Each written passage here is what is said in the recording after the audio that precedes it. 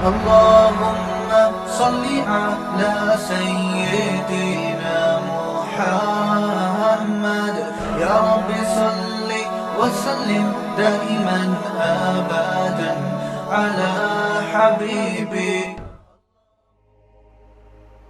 کہ اگر کسی شخص کو حق اور باطل کی پہچان میں کنفیوژن ہو کہ حق کیا ہے باطل کیا ہے، تو وہ یہ دیکھ لے کہ باطل کے تیروں کا رخ کس طرف ہے.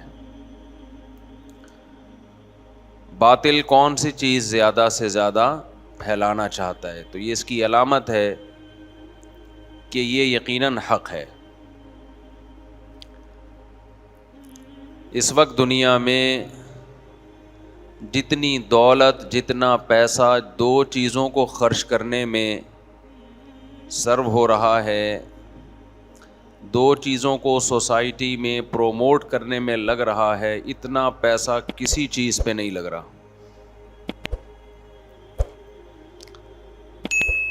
کو جتنی محنت کرنی چاہیے، میرا خیال ہے مجھ سمیت اتنی محنت نہیں کی جا رہی، میں بھی نہیں کر رہا.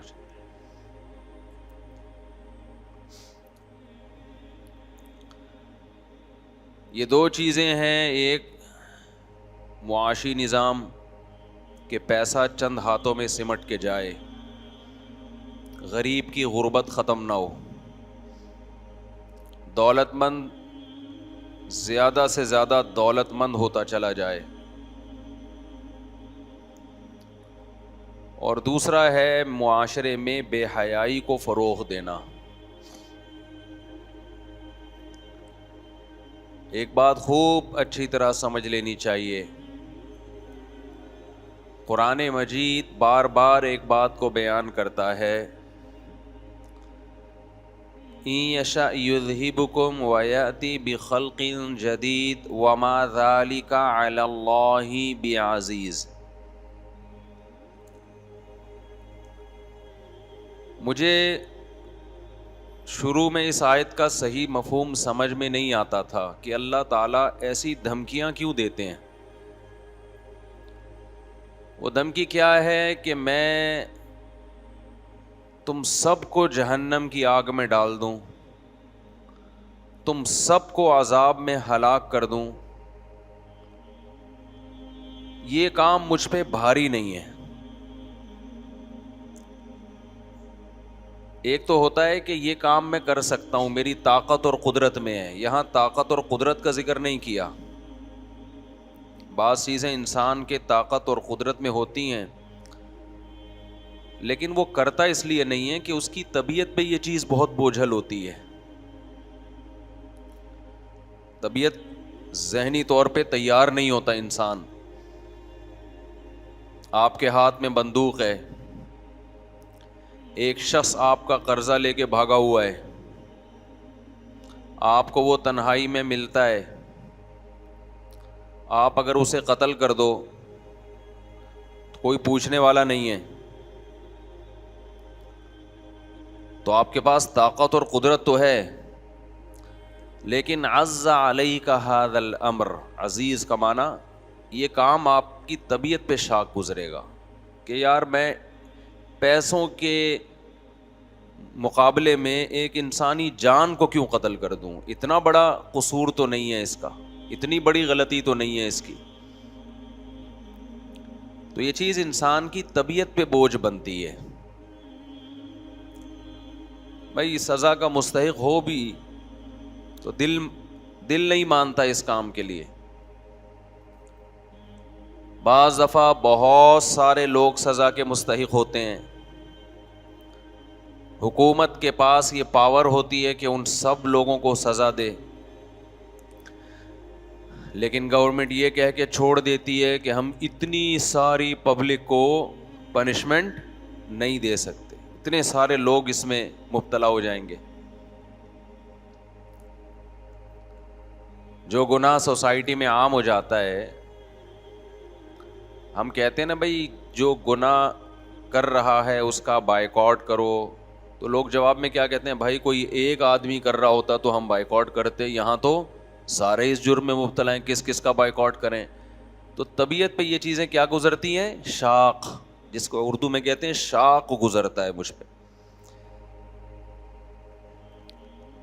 تو قرآن یہ کہتا ہے کہ دنیا میں سب لوگ اللہ کے نافرمان بن جائیں،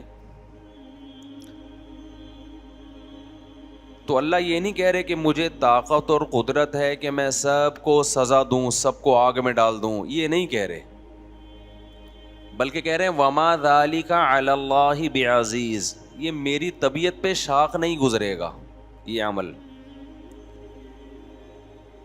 یعنی مجھے یہ نہیں لگے گا کہ اتنے سارے لوگوں کو کیوں عذاب دوں میں، چلو 2-4 ہوتے. یہ بہت زبردست دھمکی ہے.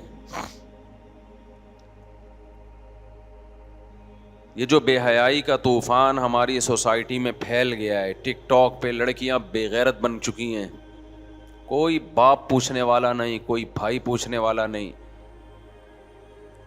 پہلے شادی بیاہ میں ناچ گانے ہوتے تھے، بھنگی چمار قسم کے لوگ، ان کی عورتیں ناچتی تھیں، لوگ برا سمجھتے تھے کہ یہ بھنگیوں کا خاندان ہے، ان کی عورتیں مردوں کے سامنے ناچتی ہیں، میراثی ہیں، ڈھولکی ہیں، خاندانی لوگ نہیں ہیں. لیکن اب یوٹیوب کی دنیا جب سے عام ہوئی ہے، سارے ڈھول کی میراثی نکل کے، بولو آپ کو نہیں پتا ڈھول کی میراثی کسے کہتے ہیں؟ سارے ڈھول کی ایکسپوز ہو رہے ہیں، بتا رہے ہیں کہ ہمارا خاندان یہ ہے، ہماری خاندانی روایات یہ ہیں. جو کام اداکاراؤں کا ہوا کرتا تھا وہ گھر گھر میں. کزنیں ناچ رہی ہیں اپنے کزن کے سامنے، بہنیں ناچ رہی ہیں بھائیوں کے سامنے.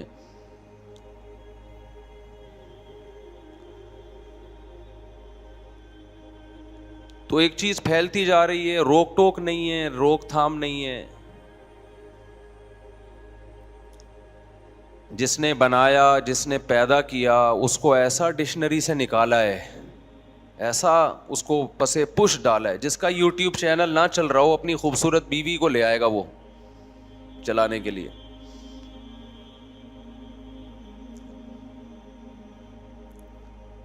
جس کا چینل نہ چل رہا ہو نا، اپنے گھر کی عورتوں کو بے پردہ کر کے ان کو لے آئے گا. ایک بہت بڑی بھول انسان سے ہوتی ہے، وہ کہتا ہے کہ اگر یہ چیزیں بری ہیں تو اللہ کا عذاب کیوں نہیں آتا.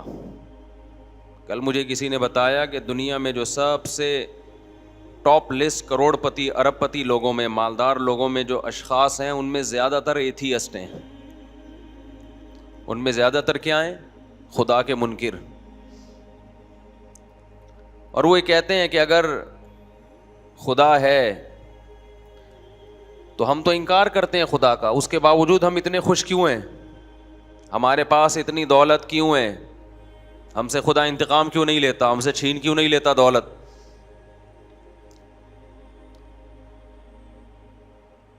یہ وہی احمقانہ قسم کا سوال ہے جس سے قرآن بھرا ہوا ہے. ہر پیغمبر کو یہ طعنہ دیا گیا،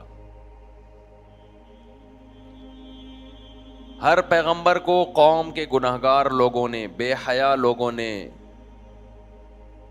اور خدا کے باغی لوگوں نے ایک ہی طعنہ دیا ہے کہ اگر آپ حق پر ہیں تو آپ مسکین کیوں ہیں، غریب کیوں ہیں، اور اگر خدا ہم سے ناراض ہے تو ہم خوشحال کیوں ہیں. سمجھ میں آ رہی ہے بات یا نہیں آ رہی ہے؟ اور قرآن نے سب کو ایک ہی جواب دیا ہے، اَيَحْسَبُونَ أَنَّمَا نُمِدُّهُم بِهِ مِن مَّالٍ وَبَنِينَ نُسَارِعُ لَهُمْ فِي الْخَيْرَاتِ. یہ بے وقوف یہ سمجھ رہے ہیں کہ ہم نے ان کو دولت اولاد دے دی، ان کو مضبوط کر دیا، تو کیا ہم ان سے خوش ہیں اور کیا ہم ان کو ان کا اجر دے رہے ہیں دنیا میں؟ بل لا یشعرون. اللہ کہتے ہیں نا، ان کے جو اوپر کا چیمبر ہے وہ کام بولو نہیں کرتا. یہ ایگزامینیشن ہال کو، امتحان گاہ کو کامیابی سمجھ رہے ہیں، حالانکہ یہ تو امتحان گاہ ہے. ایک آدمی امتحان گاہ میں بیٹھا ہو, ایگزامینیشن ہال میں بیٹھا ہو, پیپر حل نہیں کر رہا, پانی مانگ رہا ہے تو پانی مل رہا ہے, چائے مانگ رہا ہے تو چائے مل رہی ہے. لوگ اسے کہہ رہے ہیں کہ اللہ کے بندے تو بیٹھ کے پیپر حل کر, تیرا فیوچر تاریک ہے. وہ جواب میں کہتا ہے کہ فیوچر تاریک ہوتا تو حال میرا پریزنٹ بھی تو برا ہوتا, وہ تو بہت اچھا ہے. دیکھو جتنے سکون سے میں بیٹھا ہوں, وہ جو پیپر دینے والے لوگ ہیں ان کے کیسے پسینے چھوٹ رہے ہیں. آپ کی سمجھ میں ہی نہیں آ رہا تو اس بیچارے کی سمجھ میں کہاں سے آئے گا جس کو دولت کے نشے نے بگاڑ دیا. مثال سمجھ میں آ رہی ہے. ایگزامینیشن ہال میں بندہ بیٹھا ہوا ہے, پیپر حل نہیں کر رہا اور کہہ رہے میری ساری ضرورتیں یہاں پوری ہو رہی ہیں تو میں تو خوش ہوں. اور وہ دیکھو جو پیپر حل کرنے میں لگا ہوا ہے اس کے پسینے کیسے چھوٹ رہے ہیں. اسے تو نہ چائے کا ٹائم مل رہا ہے نہ پانی کا ٹائم مل رہا ہے. اس کا مطلب میں کامیاب ہوں. کوئی عقل مند وہاں بیٹھا ہوگا تو اسے کیا کہے گا کہ بھائی تیری اوپر کی کھوپڑی کام بولو نہیں کر رہی. تو ایگزامینیشن ہال کو سمجھتا ہے کہ یہ کامیابی ہے.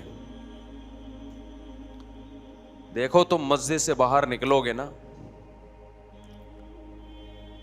یا مدرسے سے باہر نکلو گے, دو ہی جگہیں ہیں جہاں اللہ اللہ سکھایا جاتا ہے. اس کے علاوہ کہیں بھی اللہ سکھایا نہیں جاتا. ہر جگہ دولت, شہرت, پیسہ, عیاشی, یونیورسٹیوں میں یہ سکھایا جا رہا ہے, کالجز میں یہ سکھایا جا رہا ہے. زیادہ زیادہ نماز کا ٹائم دے دیا جاتا ہے, بس ایک مسجد بنا دی ہے, چلو جی جس نے نماز پڑھنی ہے یہاں پڑھ لیں. وَاتَّخَذْتُمُوهُ وَرَاءَكُمْ ظِهْرِيًّا, پیغمبر نے کیا کہا کہ جو رب تمہیں کھلاتا ہے پلاتا ہے اس کو تم نے اپنی پشت کے پیچھے ڈال دیا, اگنور کیا اس کو.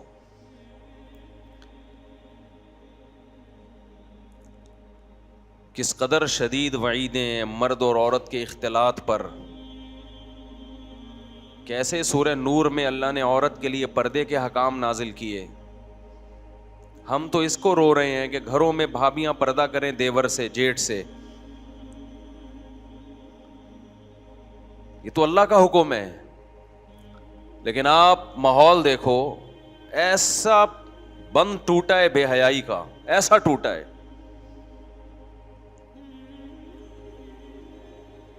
پہلے تو لوگ تھوڑا سا کمنٹس میں نیچے نیگیٹو کمنٹس کر دیا کرتے تھے کہ اپنی بیوی ہمیں کیوں دکھا رہے تو اپنی جوان بیوی. اب وہ بھی نہیں کرتے. ماشاءاللہ بھابھی بہت پیاری لگ رہی ہیں. خوب سمجھ لو, ایک ایک جملہ جو آپ کی زبان سے نکلتا ہے نا, یہ نوٹ ہو رہا ہے کس کے دربار میں؟ اللہ نہیں چھوڑے گا. گناہ کرنے والا اور گناہ کو پروموٹ کرنے والا اللہ کی نظر میں بولو برابر ہیں. آپ بولو کہ بھئی یہ بھابھی بہت پیاری ہے, ان کو چھپاؤ, ہمیں کیوں دکھا رہے ہو اپنی بیوی.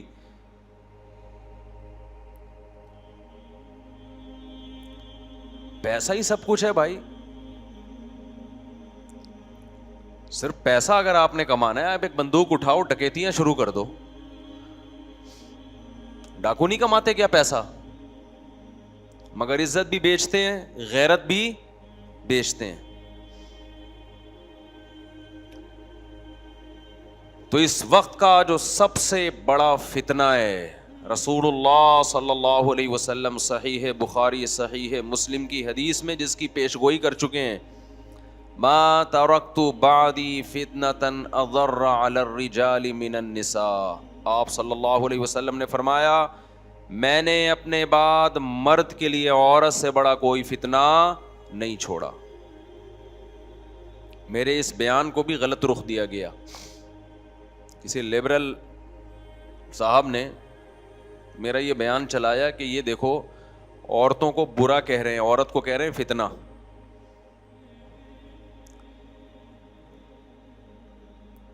عورت کو فتنہ اس سینس میں نہیں کہا گیا کہ وہ آپ کی بیوی ہے, ماں ہے, بیٹی ہے, بہن ہے. عورت کو فتنہ اس سینس میں کہا گیا ہے کہ اگر آپ حلال و حرام کا فرق نہیں کرتے آپ یہ باؤنڈری کراس کرتے ہو حلال و حرام کی، تو سب سے زیادہ تباہ کرنے والی چیز کون سی چیز ہے؟ وہ عورت ہے.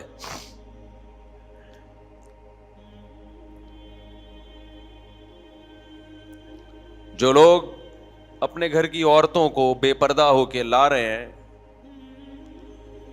صرف پیسہ کمانے کے لیے،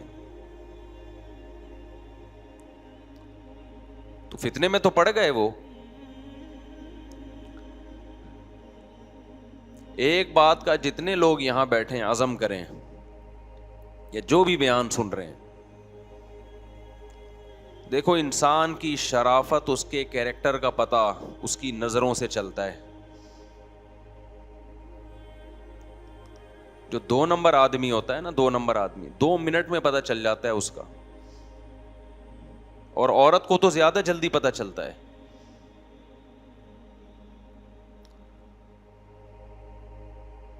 ہمارے ایک دوست نے بتایا، میرے پاس تو کیسز آتے ہیں نا، بیسیوں قسم کے واقعات آتے ہیں میرے پاس. جو واقعات آتے ہیں اگر میں سارے آپ کو بتانا شروع کر دوں آپ پاگل ہو جاؤ گے. اب بولے گا یہ ہو کیا رہا ہے.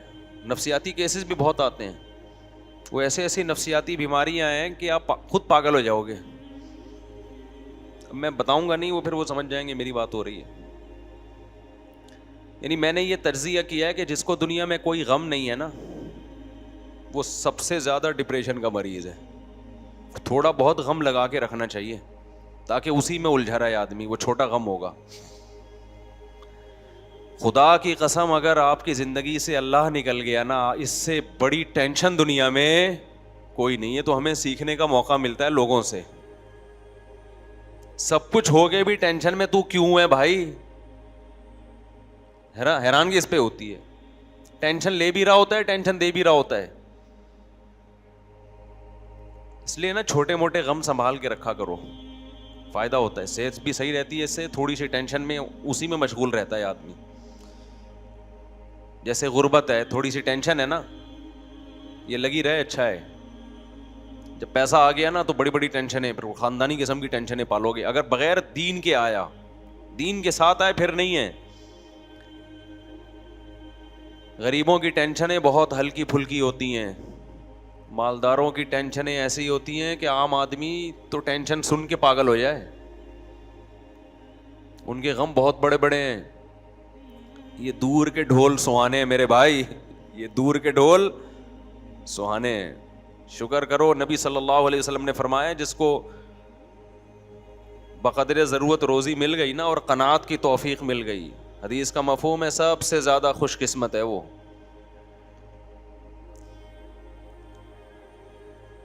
تو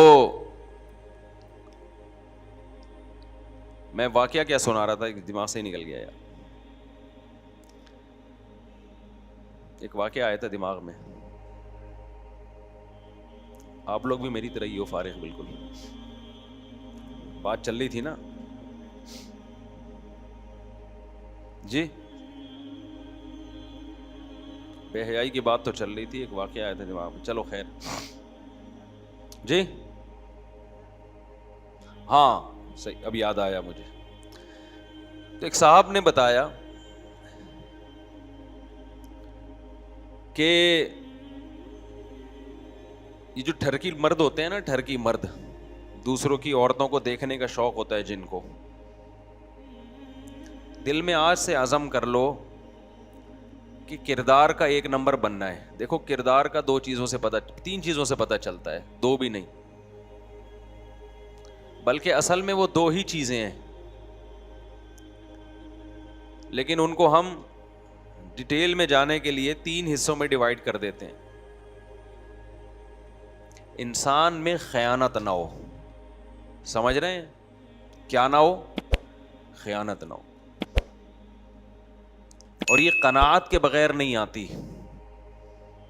2 نمبر آدمی نا، 2 نمبر، چاہے وہ نمازی ہو چاہے وہ روزے دار ہو، 2 نمبر اللہ کو پسند نہیں ہے. ہمارے ہاں 2 نمبریاں بہت ہیں. خیانتیں بہت ہیں. خیانت کا مطلب کیا ہے؟ کسی نے آپ کے پاس کوئی امانت رکھوائی، آپ پہ ٹرسٹ کر کے، آپ پہ اعتماد کر کے کہ ایک نمبر آدمی ہے، آپ نے اسی کی چیز دبا لی یا اسی میں سے چوری کر لی. بہت بڑا جرم ہے یا نہیں؟ ایک شخص آپ پہ اعتماد کر رہا ہے اور آپ اسی تھالی میں چھید کر رہے ہو، آستین کے سانپ بن رہے ہو.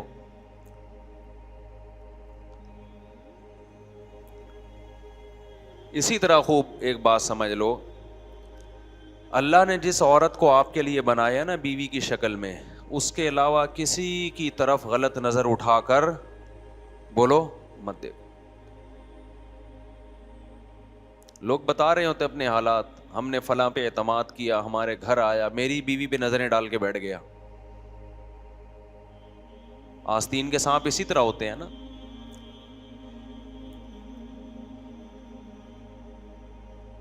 گھر میں کسی طرح ٹیوشن پڑھانے کے بہانے گھسے، اسی کی بچی پہ نظریں ڈالنا. اور ماں باپ میں بھی غیرت نہیں ہے، جوان لڑکوں کو ٹیچر بنا کے اپنی بیٹیوں کو پڑھا رہے ہیں، ان سے پتہ نہیں کس دنیا میں رہتے ہیں. جب غیرت ختم ہو جائے تو پھر جو چاہے بولو کرو. دیکھو انگریز کا مسئلہ جو ہے نا صرف ترقی ہے. انگریز نے اپنی تمام فکروں کو سمیٹ کر ایک چیز کو فوکس کر لیا ہے کہ ہم نے ترقی کرنی ہے. غیرت گئی بھاڑ میں. ہم بھی کیا بن رہے ہیں بولو نا، انگریز. ہمارے حکمرانوں کا بھی ہدف وہی ہے، ہمارا بھی وہی ہدف ہے، یونیورسٹیوں کا بھی وہی ہدف ہے، کالجز کا بھی وہی ہدف ہے. تو غیرت ویرت یہ کچھ دنوں میں ڈکشنری سے یہ الفاظ نکل جائیں گے. لوگ پوچھا کریں گے یار یہ ہم اپنے باپ دادا سے سنا کرتے تھے حیا شرم غیرت، یہ کیا ہے؟ وہ کہیں گے اس پہ ایک مقالہ لکھا ہے، ایک فلاں کالم نگار نے کچھ غیرت کے بارے میں کچھ لکھا ہے، ونس اپون اے ٹائم ہوا کرتی تھی. یہ چیزیں رہ جائیں گی اس طریقے سے. سمجھ رہے ہو؟ یہ ہونے والا ہے سوسائٹی میں.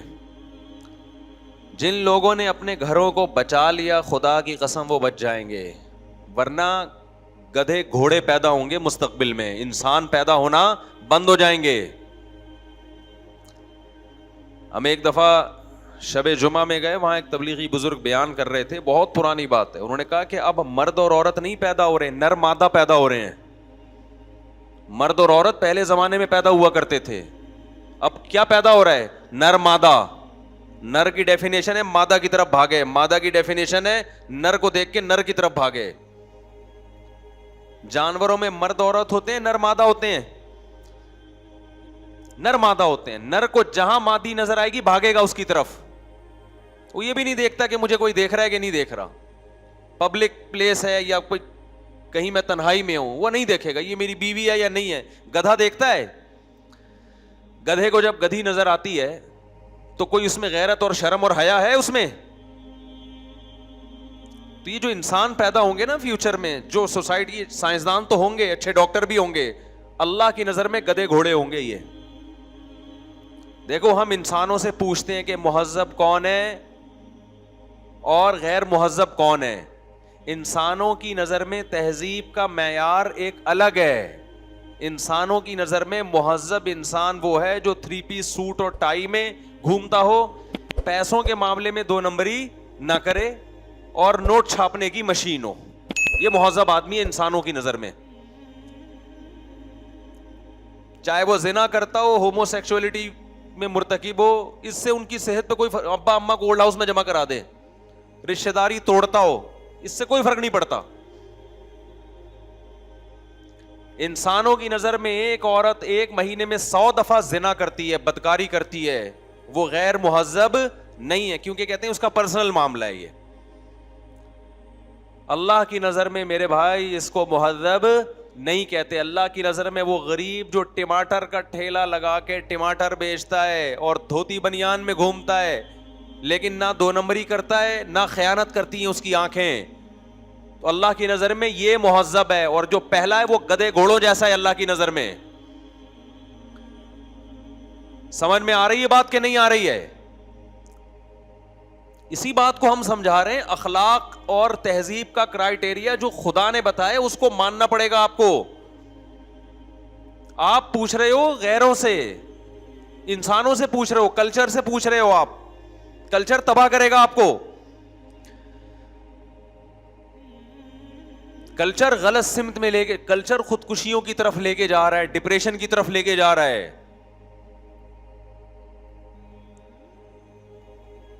میرے پاس کچھ دن پہلے باہر سے لوگ آئے, اب کہنے لگے کہ بچے ہمارے ڈپریشن میں جا رہے ہیں.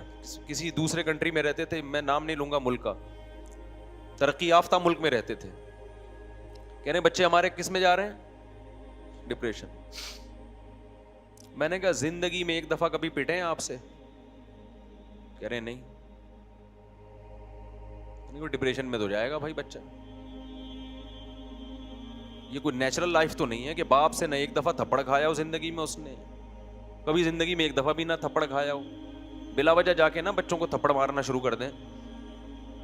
نہ کبھی اونچی آواز سے بات کی ماں باپ نے بچوں کے سامنے, ڈانٹنے پر بھی کیس ہو جاتا ہے.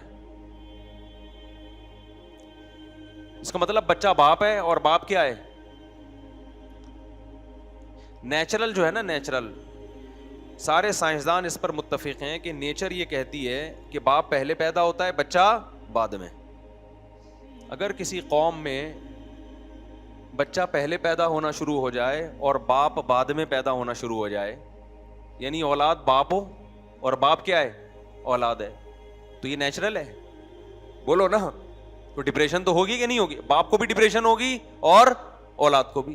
جس کو باپ بننا چاہیے تھا وہ بیٹا بنا ہوا ہے, جس کو بیٹا بننا چاہیے تھا وہ باپ بنا ہوا ہے. ہم نہیں کہہ رہے کہ بلا وجہ بچے کو تھپڑ لگا دیں جا کے.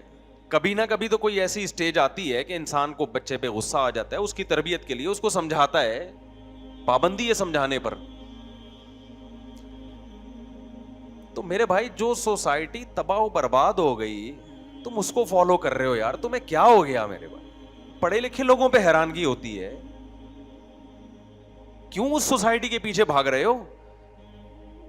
لوگوں کے دماغ میں ایک بہت بڑا فطور ہے کہ اگر وہ خراب ہیں تو اتنی ترقی کیسے کر لی. بھائی یہ ترقی خراب ہونے کی وجہ سے نہیں کی ہے, یہ خراب نہ ہوتے تو اور آگے نکل جاتے.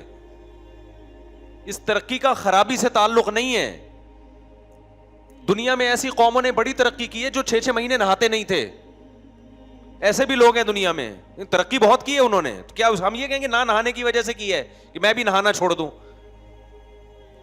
نہیں آ رہی میرا خیال ہے بات سمجھ میں. دنیا میں خوشبو کی صنعت میں سب سے زیادہ ترقی اس قوم نے کی ہے جن کی بدبو دنیا میں سب سے زیادہ مشہور تھی.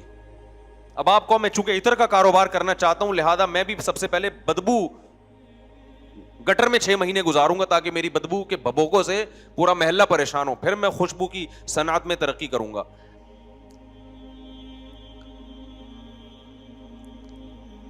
جو عقل وحی کی نور کے بغیر استعمال ہوتی ہے نا, جس میں قرآنی تعلیمات نہ ہو اور عقل برائے عقل ہو, وہ عقل انسان کو تباہ و برباد کرتی ہے. مفتی طارق مسعود صاحب کے بیانات سننے کے لیے youtube.com/مفتی طارق مسعود کو سبسکرائب کریں, اور اگر آپ لائیو ویڈیو کو کبھی بھی مس نہیں کرنا چاہتے ہیں تو سبسکرائب کرنے کے بعد بیل آئیکن پہ کلک کرنا مت بھولیں. جزاک اللہ.